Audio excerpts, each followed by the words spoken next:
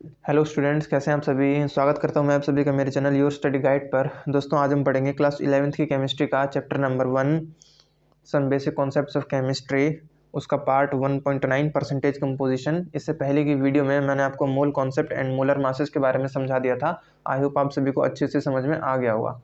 तो दोस्तों, आज हम पढ़ेंगे पार्ट 1.9 परसेंटेज कंपोजिशन। ठीक है, तो चलिए स्टार्ट करते हैं। So far we are dealing with the number of entities present in a given sample। काफ़ी लंबे टाइम से किसी सैंपल के अंदर हम जो एंटिटीज प्रेजेंट होती हैं उनके साथ हम डील करते हुए आ रहे हैं, उन्हें पढ़ते हुए आ रहे हैं। बट मैनी अ टाइम्स, लेकिन कई बार the information regarding the percentage of a particular element present in a compound is required. लेकिन कई बार किसी कंपाउंड के अंदर जो एलिमेंट प्रेजेंट होता है उसकी परसेंटेज कैसे निकाली जाए, उसकी भी इंफॉर्मेशन हमारे पास होनी चाहिए, क्योंकि कई बार परसेंटेज कंपोजिशन निकालना भी बहुत ज़्यादा ज़रूरी हो जाता है। Suppose an unknown or new compound is given to you. Suppose कीजिए आपको कोई अननोन कंपाउंड या कोई नया कंपाउंड आपको दिया जाता है। The first question you would ask is what is its formula और what are its constituents and in what ratio are the present in the given compound. अगर आपको कोई नया कंपाउंड या कोई अननोन कंपाउंड दिया जाता है तो सबसे पहले आपका यही क्वेश्चन होगा कि इसका फॉर्मूला क्या है और इसके अंदर कौन कौन से कंस्टिट्यूएंट्स हैं और इसके अंदर जो कॉन्स्टिट्यूएंट्स हैं वो किस रेशो में जो इसके कंपाउंड में प्रेजेंट है। फॉर नोन कंपाउंड्स ऑल्सो, यहाँ तक कि जो कंपाउंड्स के बारे में हमें पता होता है उनके लिए भी ये जानना ज़रूरी हो जाता है कि उसका फॉर्मूला क्या है, उसके कॉन्स्टिट्यूएंट्स कितने रेशो में हैं, ये सब चीज़ें। Such information provides a check whether the given sample contains the same percentage of elements as is present in a pure sample।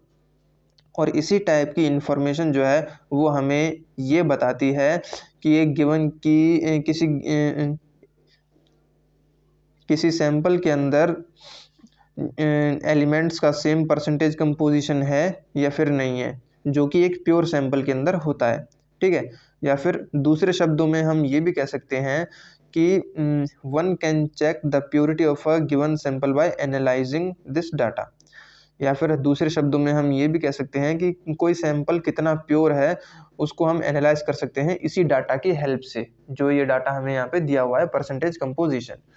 ठीक है दोस्तों, let us understand it by taking the example of water H2O, since water contains hydrogen and oxygen. The percentage composition of both these elements can be calculated as follows। हम एक example ले लेते हैं, जैसे water का example लिया गया है इसमें H2O। ठीक है, क्यों, since water contains hydrogen and oxygen, चूँकि वाटर जो है वो हाइड्रोजन और ऑक्सीजन को कंटेन करता है, तो इसका परसेंटेज कंपोजिशन ये दोनों एलिमेंट्स जो हैं इसमें इन दोनों एलिमेंट्स का परसेंटेज कंपोजिशन इसमें कैसे कैलकुलेट किया जाएगा वो नीचे इसमें फॉर्मूला के थ्रू बताया गया है। तो इसका फॉर्मूला है मास percent of an element, mass of that element in the compound into 100 upon molar mass of the compound. ठीक है, किसी एलिमेंट का अगर मास परसेंट निकालना है तो हमें ये वाला फॉर्मूला यूज़ करना है। इसमें क्या कहा गया है कि कंपाउंड ऑफ द कंपाउंड के अंदर एलिमेंट का मास अपॉन में मोलर मास, अपॉन में कंपाउंड का जो मोलर मास है उसको 100 से हमें मल्टीप्लाई कर देना है। ठीक है दोस्तों, ये हमारा किसी भी एलिमेंट का मास परसेंट निकालने का फॉर्मूला है। इससे रिलेटेड आगे कई प्रॉब्लम्स भी आएंगी, उन्हें हम तब सॉल्व करेंगे जब हमारा ये चैप्टर कंप्लीट हो जाएगा। यहाँ पे जैसे है कि आप लोग दोस्तों देख ही सकते हैं कि मोलर मास ऑफ वाटर कितना होता है, 18.02 ग्राम होता है।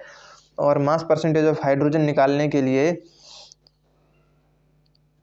2 इंटू 1.008 अपॉन 18.02 इंटू 100 करेंगे। यहाँ पे क्या बताया था हमें कि तो ये दोस्तों हमारा फॉर्मूला है। ठीक है, इसमें क्या कहा गया है कि mass percentage of hydrogen, compound के अंदर एलिमेंट का मास, ठीक है, इसमें दो कंपाउंड थे, अपॉन में मोलर मास ऑफ कंपाउंड, और कंपाउंड हमारा ये है। ठीक है, अब इसमें 2 क्यों लिखा हुआ है, क्योंकि H2, क्योंकि इसमें हाइड्रोजन के 2 एटम्स होते हैं और एलिमेंट का मास होता है ये वाला कंपाउंड के अंदर, ठीक है। H2 हमारा कंपाउंड ही है, इसको 100 से मल्टीप्लाई कर देंगे। फिर मास परसेंटेज ऑफ ऑक्सीजन, ठीक है, ऑक्सीजन हमारा सिंपल एक ही था और हमारा कंपाउंड का वेट है, मास है हमारा ये 18.02, इसको 100 से कर देंगे, ठीक है ना। तो इसके अलावा ये एक और एग्जांपल नीचे दिया गया है, ये रहा दोस्तों, आप देख सकते हैं। इस एग्जांपल को भी मैं आपको समझा ही देता हूँ। नेक्स्ट एग्जांपल है दोस्तों हमारा, इसमें हमारा एक कंपाउंड है एथेनॉल। एथेनॉल में हमारा कार्बन, हाइड्रोजन और ऑक्सीजन का हमें परसेंटेज निकालना है, कितना है। तो आप लोग यहाँ पे देख सकते हैं कि एथेनॉल का मॉलिक्यूलर फॉर्मूला है C2H5OH, ठीक है ना। यानी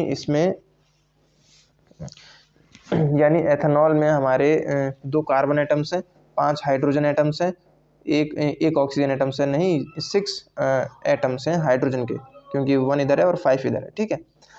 तो molar mass of ethanol 2 × 12.01 plus, ठीक है, कार्बन का मास होता है इतना, प्लस 6 हाइड्रोजन एटम से मैंने बताया था, हाइड्रोजन का मास होता है इतना, प्लस ऑक्सीजन का मास होता है सिंगल, ऑक्सीजन का मास इतना होता है, ऑक्सीजन हमारा सिंगल है, ठीक है। इन सभी को हम सॉल्व करेंगे तो हमारा 46.068 आ जाएगा।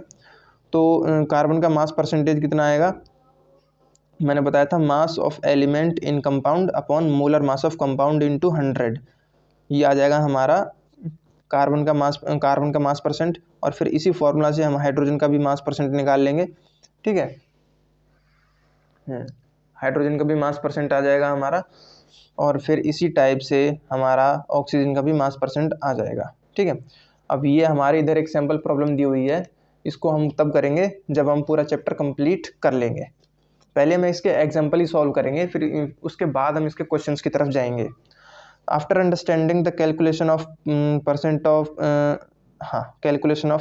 mass, let us now see what information can be obtained from the percent composition data. Mass percent की कैलकुलेशन को समझने के बाद अब हम देखते हैं कि कौन सी इन्फॉर्मेशन हमें मिल सकती है मास परसेंट कंपोजिशन डाटा से, ठीक है। अभी नेक्स्ट पॉइंट है दोस्तों, नेक्स्ट पार्ट है दोस्तों हमारा इधर empirical formula for molecular formula. यानी मॉलिक्यूलर फार्मूला के लिए भी एक फार्मूला होता है जिसे हम एम्पिरिकल फार्मूला बोलते हैं, ठीक है। अब ये क्या होता है, इसको कैसे निकालते हैं, इस चीज़ के बारे में हम पढ़ेंगे। तो दोस्तों ये देखिए empirical formula for molecular formula. सबसे पहले तो इन दोनों के बीच के हम डिफरेंस को समझ लेते हैं कि इनके बीच का डिफरेंस क्या होता है। तो मैंने यहाँ पे इसको हाईलाइट कर रखा है, एम्पिरिकल फार्मूला और मॉलिक्यूलर फार्मूला, ये दोनों क्या होते हैं। एम्पिरिकल फार्मूला की बात करते हैं तो किसी भी कंपाउंड के अंदर जो वेरियस टाइप के एटम्स होते हैं उनके सिंपलेस्ट होल नंबर रेशो को जो रिप्रेजेंट करता है उसको हम एम्पिरिकल फार्मूला बोलते हैं। मैं एक बार फिर से आपको रिपीट कर देता हूँ, किसी भी कंपाउंड के अंदर वेरियस टाइप के एटम्स का सिंपलेस्ट होल नंबर रेशो जो होता है उसको रिप्रेजेंट किया जाता है एम्पिरिकल फार्मूला से, इसे बोलते हैं हम एम्पिरिकल फार्मूला। और वहीं पर जो मॉलिक्यूलर फार्मूला होता है वो हमारा किसी भी कंपाउंड के अंदर जो मॉलिक्यूल होता है उसमें डिफरेंट टाइप के एटम्स के एग्जैक्ट नंबर को शो करता है हमारा मॉलिक्यूलर फार्मूला। तो ये होता है इन दोनों के बीच का डिफरेंस, ठीक है। If the mass percent of various elements present in a compound is known, अगर किसी कंपाउंड के अंदर अलग अलग टाइप के एलिमेंट्स का जो मास परसेंट होता है वो अगर हमें पता हो पहले से ही तो उसका एम्पिरिकल फार्मूला बहुत ही इजीली डिटरमाइन किया जा सकता है, ठीक है। Molecular formula can further be obtained if the molar mass is known. Molecular formula तब डिफाइन किया जा तब ओबिटेन किया जा सकता है अगर हमें उसका मोलर मास पता हो एलिमेंट का, ठीक है। और ये जो यहाँ पे एग्जांपल्स हैं ये इसी चीज़ को इल्यूस्ट्रेट करते हैं। ये दोस्तों हमारा वो फार्मूला, ठीक है, जो मैंने आपको पहले बताया था। ये फार्मूले मतलब ये एग्जांपल्स जो हैं हम इन सभी एग्जांपल्स को हम सॉल्व करेंगे, लेकिन तब करेंगे जब हमारा ये चैप्टर कंप्लीट हो जाएगा। तो दोस्तों आज की क्लास बस यहीं तक थी, मैंने आपको इसमें 2 टॉपिक समझाए हैं। अब ये नेक्स्ट टॉपिक है हमारा 1.10 स्टोकियोमेट्री एंड स्टोकियोमेट्रिक कैलकुलेशंस। इस टॉपिक को मैं आपको नेक्स्ट क्लास में समझाऊंगा। तो आई होप मेरा तरीका आप सभी को समझ में आया होगा। अगर समझ में आया है तो दोस्तों प्लीज़ वीडियो को लाइक करें, शेयर करें, सब्सक्राइब करें। मिलेंगे नेक्स्ट क्लास में, तब तक के लिए थैंक यू और पढ़ाई करते रहिए।